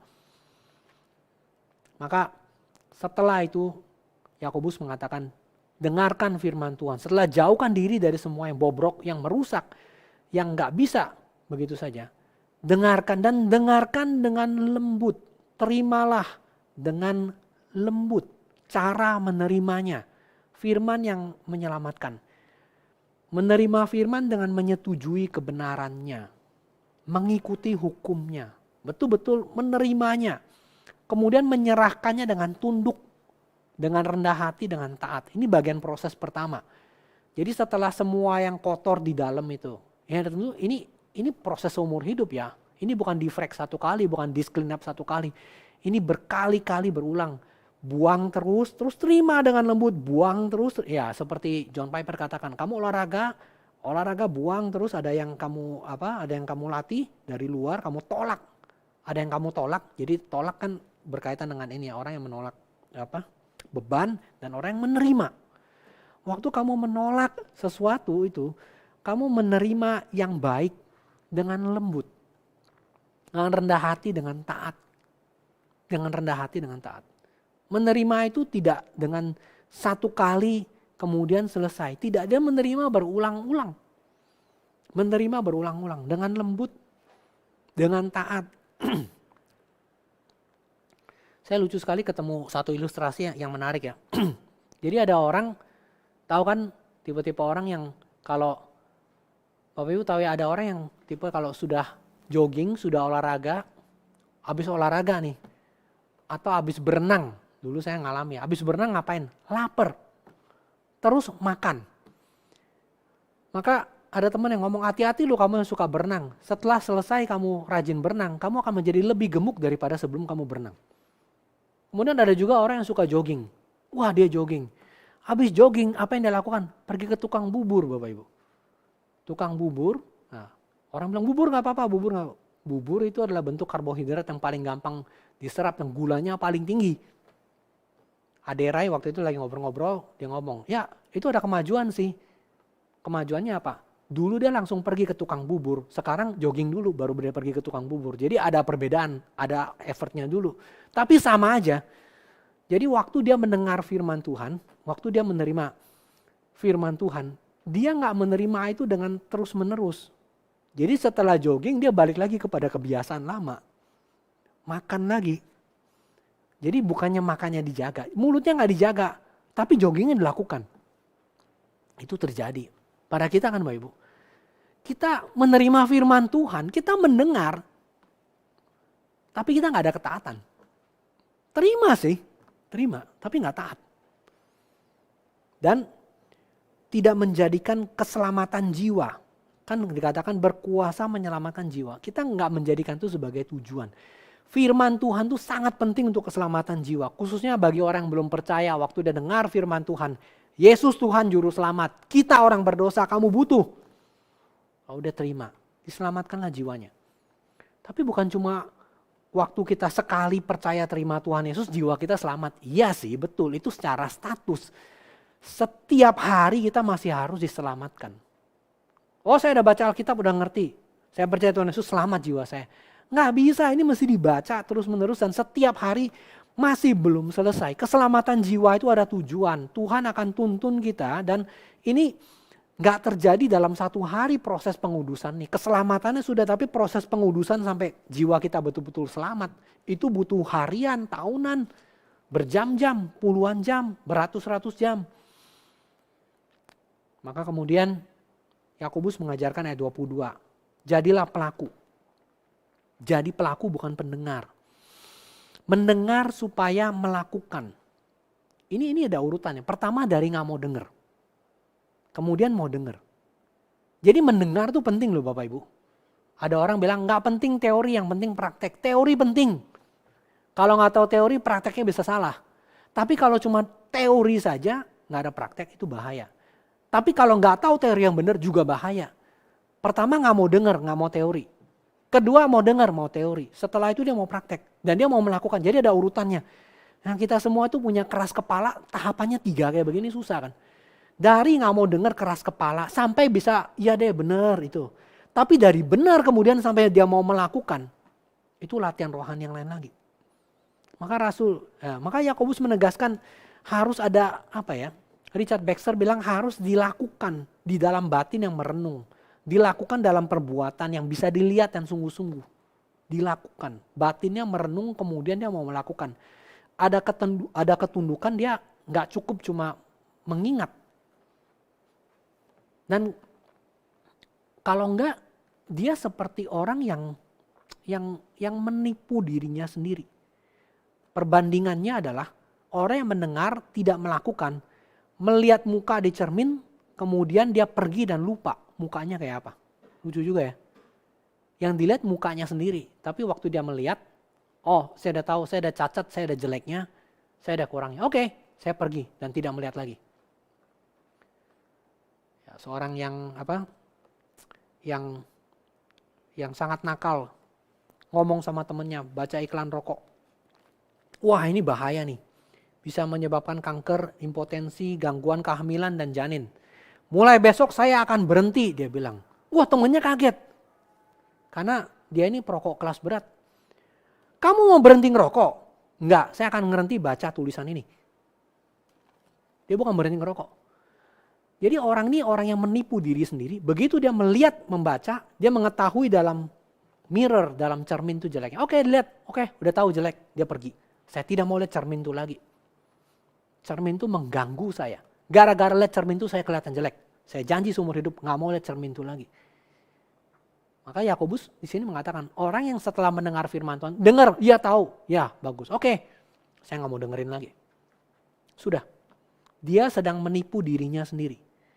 Jadi antara orang yang kalau bahasa Inggris behold and look. Behold itu be and hold, pegangnya. Melihat dan memperhatikan dan look. Beda. Waktu mendengar firman Tuhan, jadi mendengar sini bukan cuma masalah mendengar, tapi menerima. Lebih kepada mendengar yang bersifat menerima firman Tuhan. Orang yang melihat, yang behold, sama orang yang look beda. Waktu dia behold, dia pegang dalam dia lihat ada bagian yang kurang. Saya mesti teliti ini ada yang kurang. Dia perhatikan. Oh kotor, ya udah dia pergi. Jenis yang pertama. Jadi dia behold, look. Ada perbedaan dalam hal itu. Lalu selain mereka yang melihat, ada juga mereka yang pergi dan yang terus melihat. Setelah melihat, ada orang yang setelah mengamat-ngamati mukanya, kemudian dia lupa dan dia pergi. Tapi ada yang setelah melihat, dia teliti baik-baik. Dia tidak langsung pergi. Dia terus melihat di situ. Firman Tuhan itu seperti cermin. Dia lihat. Bapak Ibu kadang kalau kita udah baca Alkitab ya, kita udah tahu semua isi Alkitab. Terus dia bilang, saya udah tahu ayat nih, saya udah tahu. Oh ini udah pernah, jadi baca asal aja gitu. Tapi waktu orang baca, enggak lu Tuhan. Ini memang ayat saya tahu, tapi kayaknya ada sesuatu yang lain deh. Ada sesuatu yang lain, saya harus hati-hati. Ada nggak yang saya kelewatan? Dia nggak look, dia lihat, dia behold, dia baca pelan-pelan.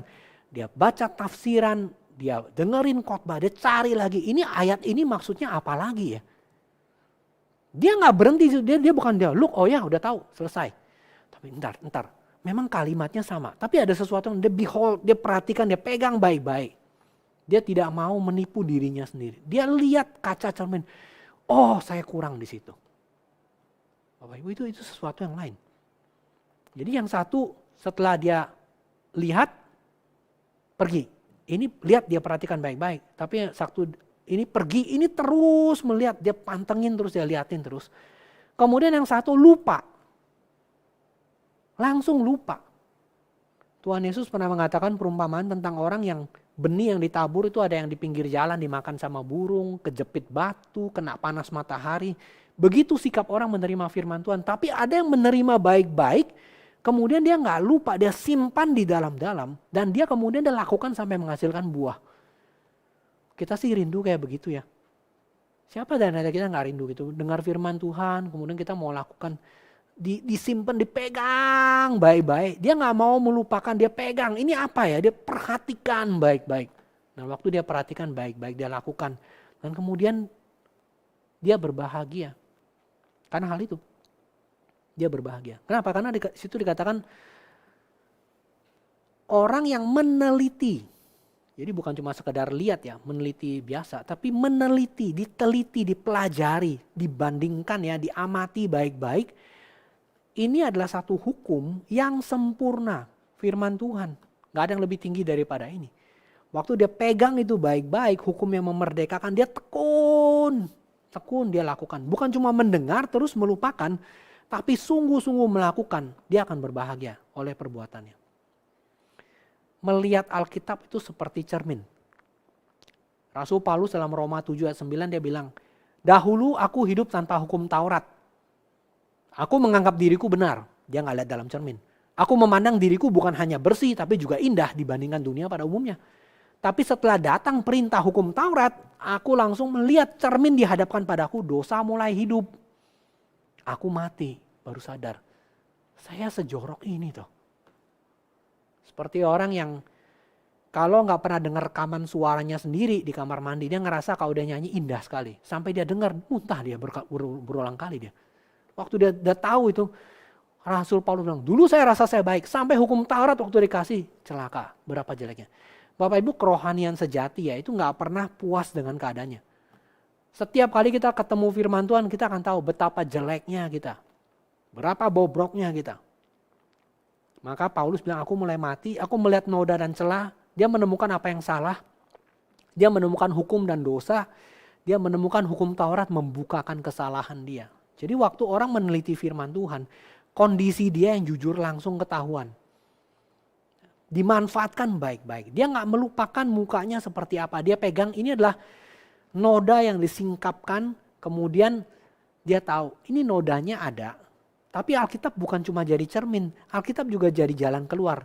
Ini kotorannya ada. Ini ada sabun pembersihnya juga. Ya. Yesus Kristus, Maliaki 3 ayat 2. Dia sabun cuci tukang penatu. Dia akan membersihkan. Jadi setelah firman kasih tahu jeleknya di mana, ada obatnya. Bukan cuma kasih tahu jelek terus ditinggal, enggak. Dia kemudian dia menemukan, oh dia bertekun. Setelah dia bertekun dia ketemu kesalahan jeleknya di mana, dia ketemu juga obatnya di situ. Dan waktu dia menemukan hal itu, dia berbahagia, dia memanfaatkan cermin itu dengan baik-baik. Karena dikatakan itu adalah hukum yang memerdekakan. Hukum yang sempurna dan perlu diteliti. Hukum itu membebaskan orang dari dosa, dari kesalahan. Timotius mengatakan segala tulisan yang diilhamkan Allah, Rasul Paulus saya tulis pada Timotius, bermanfaat untuk ngajar, nyatakan kesalahan, perbaiki kelakuan, didik orang dalam kebenaran. Memperlengkapi orang-orang yang menjadi miliknya Tuhan. Jadi baca ini, merenungkan ini gak bisa, oh saya udah tahu, udah selesai. Baca, liatin lagi, ini ada bagian saya benar-benar, saya pasti kalau saya baca ketemu ayat ini berarti saya belum. Ampuni saudaramu, udah belum, pasti ada hal-hal yang saya belum lakukan. Saya akan menemukan lebih. Inilah hukum yang sempurna. Saya gak sempurna. Ini hukum memerdekakan, saya terikat, saya perlu dibebaskan. Maka perlu teliti ini dan bertekun di dalamnya. Jadi tinggal terus pelajari sampai ada di dalam terus keluar dengan sendirinya dengan otomatis. Bukan karena dipaksakan. Kalau kita punya kerinduan seperti itu ya, kita berharap Tuhan tolong saya banyak kurangnya. Tuhan tolong saya banyak kurangnya. Tanpa sadar Tuhan rubah. Tapi kalau enggak saya udah tahu. Ini mah saya udah baca. Itu pengkhotbah itu saya udah tahu dia ngomong apa. Kalau kita dengan sikap seperti itu, nggak lembut menerima firman Tuhan, kekotoran tuh terus ada. Tapi begitu baca, terus dengan sikap Tuhan, ini gawat loh. Saya dengar pasti masih ada lagi yang kurang. Ketemu lagi, apalagi Tuhan, bongkar lagi. Tanpa sadar, seperti si pemungut cukai, dia mengatakan Tuhan kasihanilah aku orang berdosa. Dia datang terus sama firman Tuhan, dan dia sikapnya dia siap. Tuhan aku ketemu penderitaan paling takut. Bukan takut menderitanya, Karena takut waktu itu semua kekotoranku keluar. Semua yang tadinya gak muncul. Tuhan tolong aku dengan firman. Gak sanggup saya. Wah, waktu dia menghadapi dia. Nah, tapi ujungnya bukan ketakutan. Orang ini akan berbahagia. Dia akan berbahagia. Mazmur pernah mengatakan seorang yang mendengar firman Tuhan, yang kesukanya merenungkan itu siang dan malam. Dia kayak pohon ditanam tepi aliran air menghasilkan buah. Apa saja yang dia lakukan berhasil. Jadi bukan berhasil sukses kaya, bukan. Dia tahu ada bagian-bagian dia yang masih kurang. Dia kembali pada firman Tuhan. Tuhan pimpin dia untuk berhasil hidupnya melakukan apa yang Tuhan mau. Ada bagian-bagian yang kita dengan jujur kita ngomong Tuhan ini mengerikan. Ya. Berbahagialah kita kalau melakukan. Yakobus bilang. Jadi bukan cuma berbicara, tapi juga berjalan. Kebahagiaan sih bukan dari perbuatan kita sih, enggak. Kebahagiaan disediakan Tuhan. Tapi jalannya adalah melakukan firman. Kebahagiaan itu disediakan sama Tuhan sudah ada. Bukan karena saya melakukan saya berbahagia, tidak. Tapi waktu dia melakukan firman, nanti dia ketemu. Itu hasil akhir. Itu hasil akhir. Prosesnya ini, mendengarkan firman Tuhan berbahagia itu tidak terjadi. Lalu setelah ini kemudian Yakobus mengatakan ada beda antara ibadah yang sia-sia dengan ibadah yang murni. Ibadah yang sia-sia itu beribadah tapi tidak mengekang lidah. Tapi ibadah yang murni itu mengunjungi yatim piatu dan janda. Ada perbedaan yang palsu, yang sia-sia. Ibadah yang sia-sia yang di situ ibadah tapi tidak kekang lidah. Sekali lagi. Ada banyak hal yang dia pamerkan. Nampak saleh di mata orang lain. Tapi akhirnya dia memusatkan pada apa yang kelihatan. Bukan ibadah.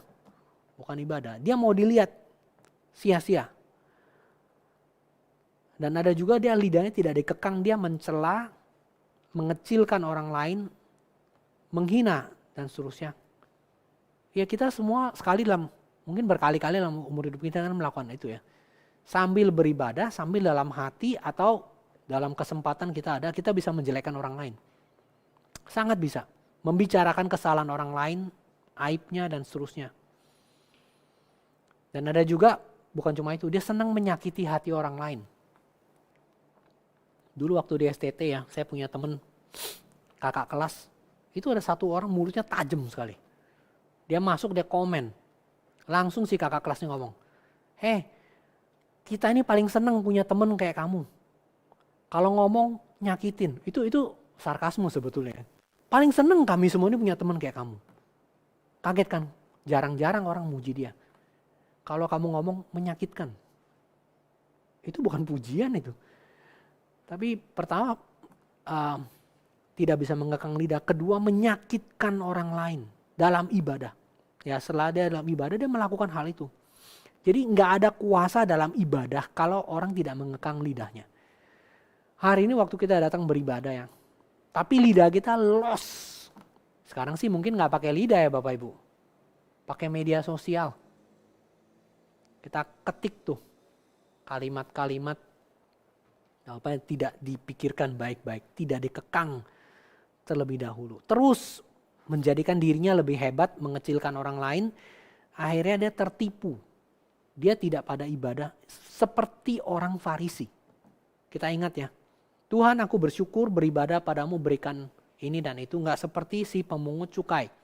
Aku bersyukur bukan menjadi itu doanya orang Farisi kayak begitu. Ibadahnya gak diterima sama Tuhan. Tapi ibadah yang sejati ya. Si pemungut cukai Tuhan kasihani aku. Kasihani aku. Dia bukannya membongkar lidah dia untuk menjelekkan orang lain. Dia justru membongkar lidah dia, menjelekkan dirinya sendiri. Tuhan kasihanilah aku orang berdosa. Lidahnya tidak dipakai diobral untuk jelekkan orang lain. Lidah dipakai untuk menjelekkan dirinya sendiri. Dan karena dia tahu kondisi dia seperti apa. Dia bukan pura-pura kelihatan jelek, tidak. Dia mengakui hal itu. Dia mengakui ketidakmurniannya. Dan akhirnya orang semacam ini, kalau kita bandingkan dengan bagian lain, Tuhan Yesus mengatakan orang yang banyak diampuni itu banyak murah hati. Orang banyak diampuni banyak berbuat murah hati. Dia berkata kepada Simon, aku datang, kamu gak cium aku. Dia cium kakiku. Kamu datang, kamu gak minyaki kepalaku. Dia minyaki kepalaku. Kamu datang, kamu gak basuh aku. Dia basuh kakiku dengan rambutnya. Orang yang banyak diampuni, ada perbuatan kasihnya. Dan ibadahnya itu akhirnya melakukan, ya kalau kita dalam bahasa agama kita sebut amal. Itu karena dia mengalami hal itu. Karena dia mengalami anugerah Tuhan, kemudian dia jadi bisa bermurah hati kepada orang-orang yang jauh lebih membutuhkan. Dan di zaman itu gak ada yang lebih sulit, bukan janda di zaman sekarang ya. Janda yang betul-betul janda yang harus punya suami lagi, kalau gak dia gak bisa hidup, kalau dia gak punya anak. Janda. Kalau sekarang janda kan ada yang kaya juga, kan ada orang yang punya usaha. Ini beda. Jadi kita bukan bilang kunjungi semua janda, kunjungi yatim piatu. Karena kenyataannya tidak semua janda dan yatim piatu betul-betul berkekurangan di zaman sekarang. Tapi ya pada zaman itu kalau kita tarik konteksnya adalah orang yang betul-betul punya kebutuhan. Mereka yang punya cinta kasih Tuhan, punya kemurnian. Mau menyenangkan Tuhan dengan memperhatikan yatim piatu janda dalam kesusahan. Tapi juga sambil menjaga dirinya tidak dicemarkan oleh dunia. Pencemaran itu sulit sekali untuk dihindarkan Bapak Ibu. Sulit. Mulai dari kita buka HP kita, pencemaran mulai datang. Mulai dari kita ngobrol, pencemaran langsung datang. Ada hamba Tuhan bilang, begitu kamu berurusan dengan dunia, hampir tidak mungkin tidak tercemar. Hampir tidak mungkin tidak tercemar. Pasti. Tapi kita sebisa mungkin mengusahakan dan kita menjaga diri baik-baik. Jadi nanti kalau kita baca Rasul Yohanes, 3 hal dalam dunia ini kalau mau dikategorikan mencemari. Keinginan daging, mata dan keangkuhan hidup. Terjadi. Kita mau tampil lebih baik, lebih nikmat, lebih bisa membanggakan diri. Lebih enak. Nggak mungkin kita lepas dari hal ini. Menjaga supaya jangan tercemar. Karena dunia pasti kejarnya itu. Nggak mungkin nggak mengejar itu. Tapi Yakobus mengatakan jaga. Jaga tidak tercemar. Nah Tuhan kiranya menolong kita buang yang kotor. Terima dengan lembut firman kebobrokan. Menerima dengan mendengar. Mendengar bukan mendengar seperti melihat kemudian pergi, melihat kemudian lupa, tapi melihat, lihat, perhatikan dalam-dalam, dengar baik-baik, pegang baik-baik, lalu kemudian dengan lembut terima semua koreksi. Dari situ nanti terpancar belas kasihan, tapi sambil kita berbelas kasihan sambil sadar, saya ada di dalam dunia dan itu bisa mencemari. Dan Tuhan kiranya menolong kita, menjaga hidup kita. Mari kita berdoa. Betapa sulit Tuhan. Kami tahu ini perjalanan yang tidak mudah. Dan kami tahu firman Tuhan mengatakan kepada kami. Betapa kami tidak cepat untuk mendengar firman. Tidak cepat untuk mendengar kalimat-kalimat yang membangun ataupun yang menyatakan kesalahan kami. Khususnya dari orang lain. Tuhan tolong kami. Untuk tidak cepat bereaksi, berkata-kata dan marah. Tapi menerima dengan lembut firman. Dan membuang semua yang cemar, yang kotor, yang najis. Tolong kami melakukan. Bukan cuma mendengar. Karena kalau tidak, kami seperti orang yang setelah mengetahui firman, mengetahui segala kelemahan dan kejahatan kami tidak mau datang kepada Sang Firman yang menguduskan kami, Tuhan Yesus Kristus. Dan tolonglah dengan demikian kami boleh punya ibadah yang sejati, yang mengekang diri kami, dan tidak sia-sia, dan memperhatikan mereka yang lemah.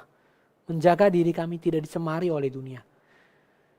Tuhan, ini bukan proses satu hari, ini adalah proses seumur hidup. Berbelas kasihanlah Tuhan. bukakanlah kesalahan kami, koreksilah kami, berikan kami hati yang lembut, dan jadikan kami berbahagia karena kami meneliti firman yang berkuasa untuk menyelamatkan jiwa kami. Kami bersyukur dan berdoa di dalam nama Tuhan kami Yesus Kristus yang sempurna, yang memberikan kepada kami firman. Amin. Bapak Ibu sekalian, mari kita bangkit berdiri menyatakan bersama dengan semua orang percaya pengakuan iman rasuli demikian. Aku percaya kepada Allah, Bapa yang Maha Kuasa, Khalik langit dan bumi. Dan kepada Yesus Kristus anaknya yang tunggal Tuhan kita. Yang dikandung dari Roh Kudus, lahir dari anak darah Maria. Yang menderita sengsara di bawah pemerintahan Pontius Pilatus. Disalibkan, mati dan kuburkan. Turun ke dalam kerajaan maut. Pada hari yang ketiga, bangkit pula dari antara orang mati. Naik ke surga, duduk sebelah kanan Allah, Bapa yang Maha Kuasa. Dari sana ia akan datang untuk menghakimi orang yang hidup dan yang mati. Aku percaya kepada Roh Kudus, gereja yang kudus dan am, persekutuan orang kudus, pengampunan dosa, kebangkitan tubuh, dan hidup yang kekal. Amin. Jemaat, persilakan duduk kembali. Bapak Ibu, kita akan memberikan persembahan kita, dan seperti yang sudah diumumkan dalam waktu-waktu yang sebelumnya, bahwa persembahan kita jalankan dengan scan QR code atau kita memberikan transfer. Jadi Bapak Ibu dapat memberikan transfer pada layar yang tertera di alat komunikasi Bapak Ibu sekalian. Jadi bagi yang ingin memberikan persembahan, hari ini adalah tanggal 20 September ya, tanggal 20 September. Ini adalah minggu yang ketiga. Dan untuk minggu yang ketiga, kalau Bapak Ibu persembahan yang diberikan dengan kantong biru minggu ketiga adalah untuk pekerjaan mandat budaya yang dikerjakan oleh GRI Pusat, kita mendukung dengan memberikan ke kantong biru.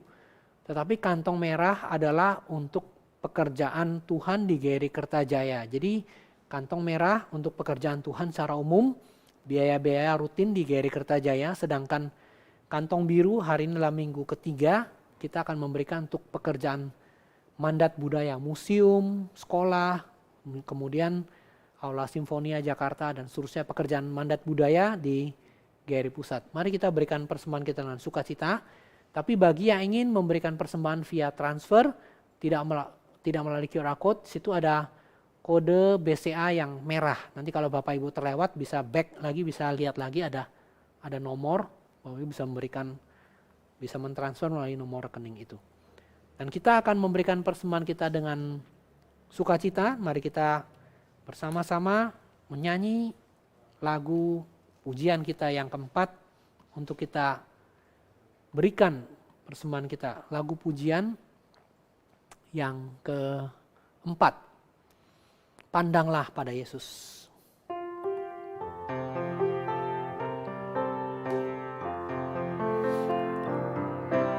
Lelah dan kacaukah jiwamu, semua gelap gulitakah, bahagia dan bebas bagimu, terang Allahmu pandanglah. Pandanglah pada Yesus, oh pandang wajahnya mulia. Isi dunia menjadi suram oleh sinar kemuliaannya. Dari mati ke hidup baka, ku ikut jejak Tuhanku. Dosa tak lagi berkuasa, oleh Yesus terbelenggu. Pandanglah pada Yesus, oh pandang wajahnya mulia. Isi dunia menjadi suram oleh sinar kemuliaannya. Janjinya pasti terlaksana, percayalah segenap jiwa. Segera kabarkan ke dunia keselamatan sempurna. Pandanglah pada Yesus, oh pandang wajahnya mulia. Isi dunia menjadi suram oleh sinar kemuliaannya. Bapak Ibu sekalian, mari kita bangkit berdiri, kita akan masuk ke dalam doa persembahan. Bapa dalam surga, kami persembahkan persembahan kami. Tuhan, terimalah dan pakailah turut dengan rencana dan pekerjaan Tuhan.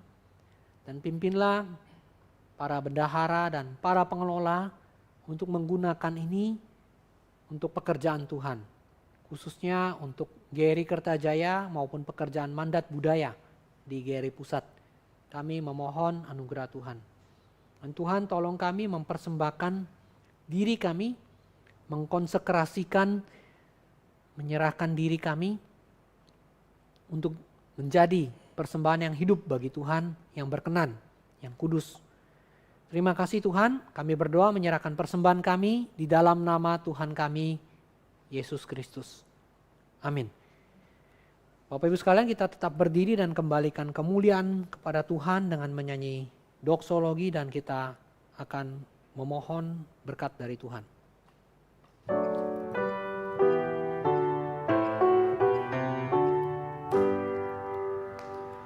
Puji Allah Bapa Putra, puji Allah Roh Kudus, ketiganya yang esa. Mohon selamat sumber berkat. Amin.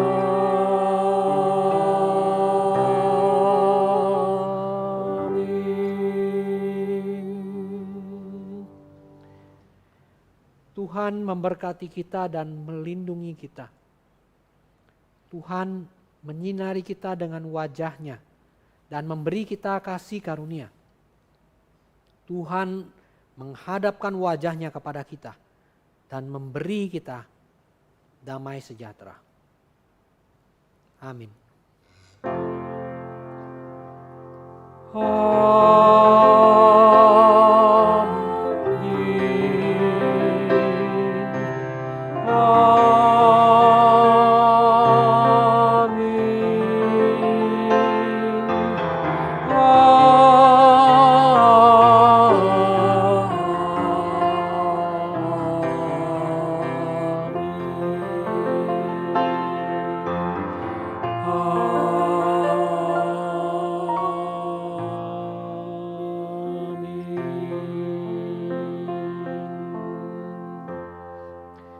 Silakan duduk, doa teduh dan ibadah kita selesai.